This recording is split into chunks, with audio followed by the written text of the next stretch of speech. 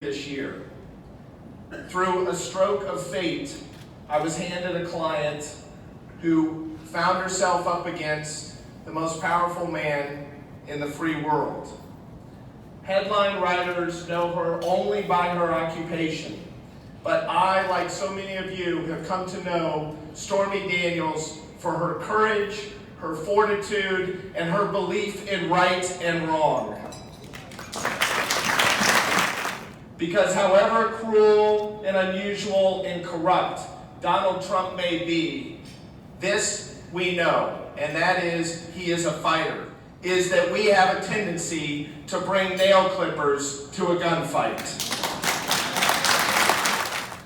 I believe that the Democratic Party must be the party that fights fire with fire. I believe that we can no longer be the party that turns the other cheek. We must be the party that marshals the rule of law to bring those that strike those cheeks to justice in the interest of what's right and wrong. So I say, when they go low, we hit harder. You may believe that the answer to Donald Trump is to be exactly the opposite of Donald Trump. To be noble, to be kind, to be classy.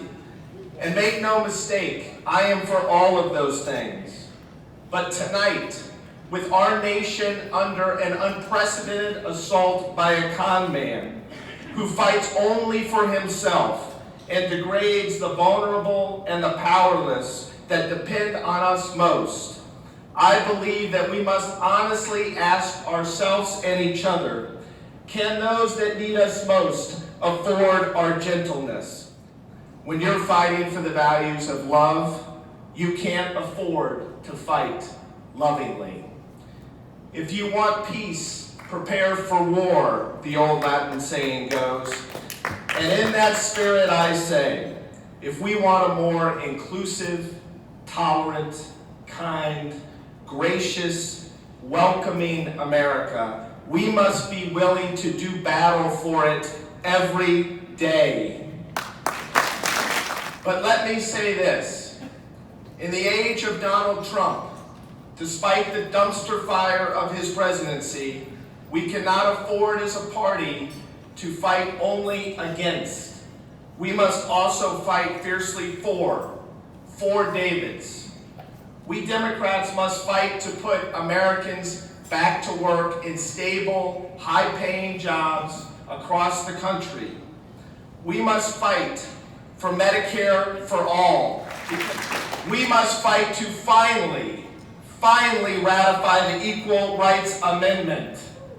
We must fight to bring sensible gun control to America. It will require doing something that many of you may not want to do. It will require us welcoming certain voters that voted for Donald Trump in 2016 back into our fold. Because you see, we could say a lot of things about Donald Trump, but as we all know, he is a remarkable con man. And one thing I've learned in nearly 2 decades of legal practice is, no matter how smart you are, no matter how good your intentions are, everyone from that time to time gets taken advantage of. Everyone can be conned. And if we can stand up and say that, and if we can remember that old adage, there but for the grace of God go I, we can make America gracious again.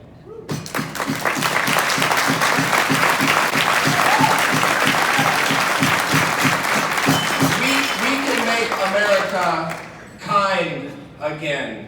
We can make America dynamic again. We can make America welcoming again. We can make the American dream real again. And if we can stand and say that, and if we can remember that adage, my friends, above all else, we can make America again. Thank you.